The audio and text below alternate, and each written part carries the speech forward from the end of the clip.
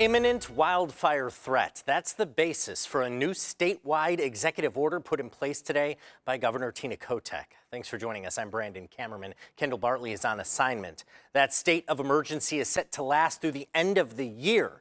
In a statement, Governor Kotek said, quote, Oregon is already experiencing a devastating wildfire season that will have lasting consequences. The summer's only getting hotter, drier, and more dangerous. We have to be prepared for worsening conditions.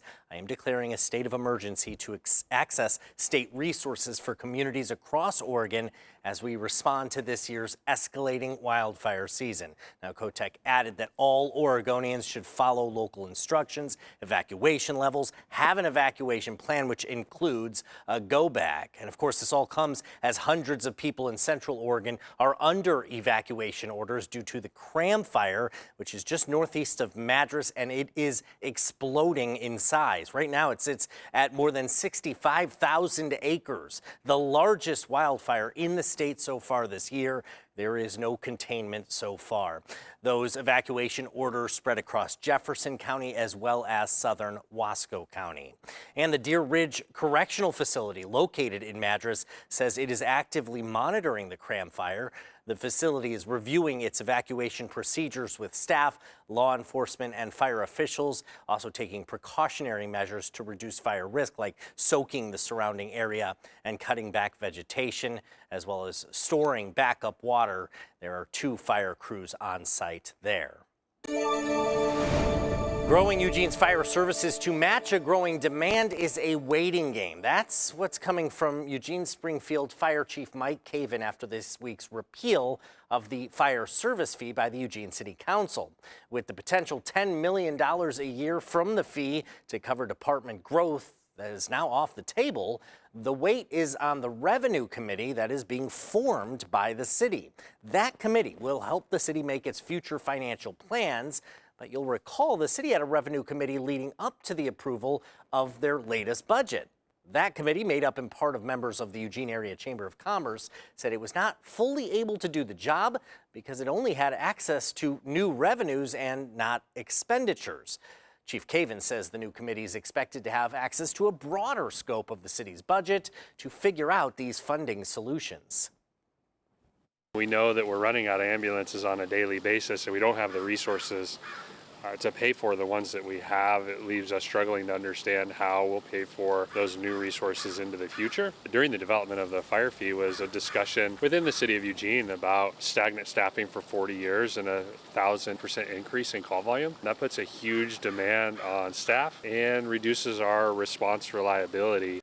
Fire services didn't suffer any budget cuts during the latest budget process, but Chief Caven says it is still not enough. He says the city had to add a supplemental budget for ambulance funding at the end of the last 2-year budget, as well as another $1 million in the first year of the new budget.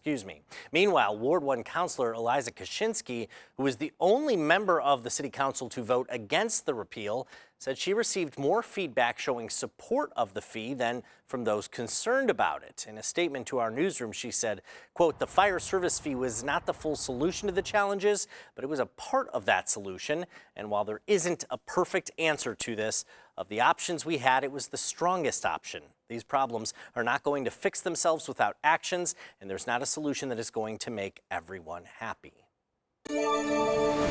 Let's bring Alan Matthews in now. Of course, we mentioned the Cram Fire, which is just exploding in size in northeast Oregon, but north central East Oregon. But we're dealing with the heat. We still have those fire dangers. Just a lot you're paying attention to. Exactly. I mean, temperatures, we got close to what we were expecting today. Nobody's hit triple digits yet, but we've seen 99 degrees. Our humidity levels are very low. Eugene, we're below 20% as far as the humidity out there is, so it's very dry. Let's show you what's going on, because we still do have that heat advisory in effect. It's only for a couple more hours, though. For the Umpqua Valley, it's going to go until 8 o'clock tonight, and for the Willamette Valley, that goes until 10 o'clock. But like I said, we've seen temperatures in the upper 90s this afternoon, hitting 99 degrees. Haven't hit triple digits yet, but we still could do that. 97 right now in Eugene under a sunny sky, a variable wind at 4, but there's that humidity level 15% right now. Not much in the way of moisture in the air. Now, as we look at the radar satellite, not a lot to show you. Clear skies through most of the area. A little bit of cloud cover for the coast. Now, some good news is temperatures are going to cool down.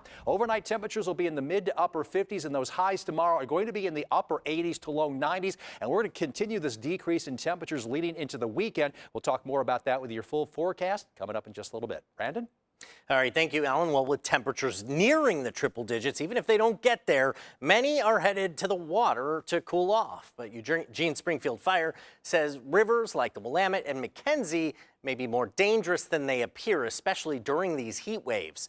Mike Caven says the river is actually the most dangerous option available to cool off. Pools and lakes are actually safer. Caven says recent drownings in the Willamette as well as Dexter Reservoir have a pattern. People entering the water without life vests or using flotation devices that are meant for pools, not rivers. Even in the summer, Oregon rivers stay really cold, often in the low 50s. And that temperature shock can trigger muscle cramps, grasping, or sudden disorientation. Chief Caven says the Oregon rivers can go from calm to dangerous in seconds, especially with hidden hazards like rock, debris, and obstructions that trap swimmers underwater. When it's hot like today and you jump right into that cold environment, that can cause you to react negatively and your body to panic a little bit in there. So if you don't have a flotation device that's rated for the river, or you don't have a life vest on, you can get into trouble much more quickly than you think. Chief Caven recommends sticking to certified watercrafts like whitewater rafts, using a flotation device, sticking with a buddy, always having a plan in case someone does get separated.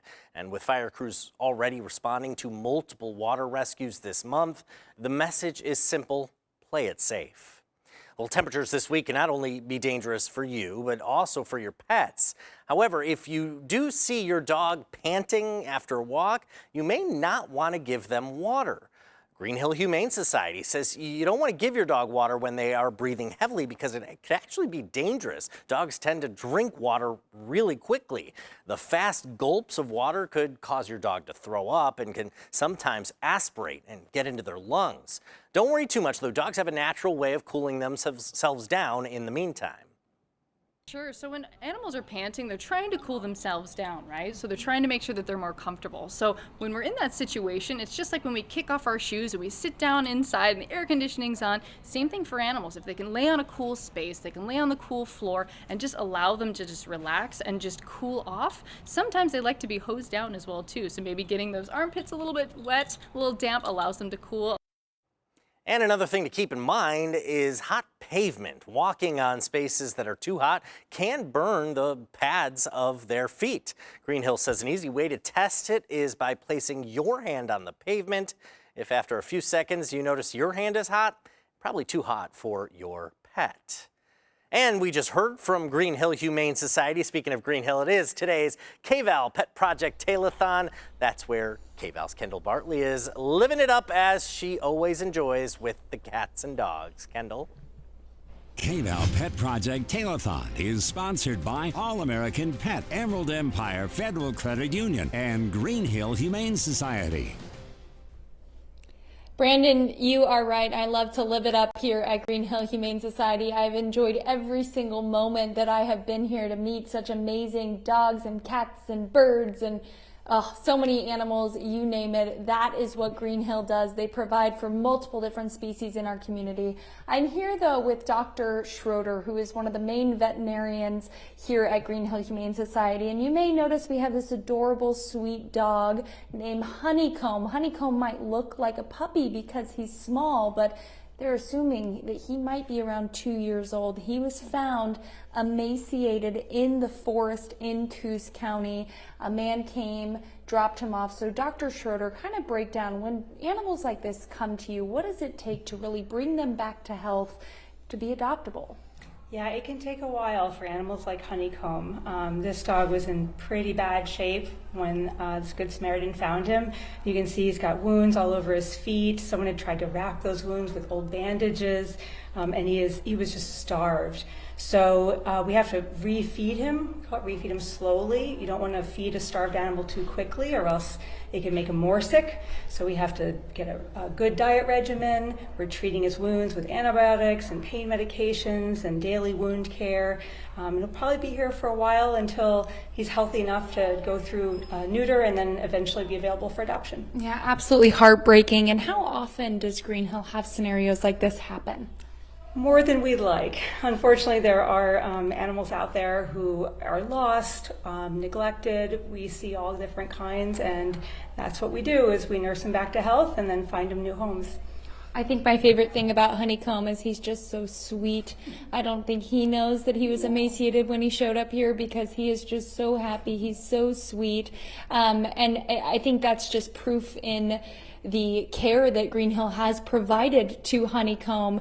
That's why we're here today. We are trying to raise funds for Green Hill Humane Society and the services that they do. Take a look at this thermometer of cash. We're trying to raise $50,000. So far, we are just over actually we are over 30,000. This just in, we're now at $30,000 raised with a $10,000 match. So if we get to 35, it goes to 45. So really we have about $10,000 more to raise. Scan that QR code and help us help Green Hill in saving animals like Honeycomb. Brandon, I'll go ahead and send it back to you at the desk. All right, and we don't want to stoke the fire too much here, but we do have our viewer poll up. Pretty simple. Cats or dogs? Green Hill takes care of them both, adopts out them both, but, you know, some people have some strong feelings about this, and you see, you know, approaching up on 200 total votes so far, and get a little more love for the dogs there, the canines beating the felines, but felines aren't too far behind, so let us know what you think. Scan the QR code on your screen. It'll take you to our website. You can weigh in on this viewer poll. Let us know, are you a cat person or a dog person?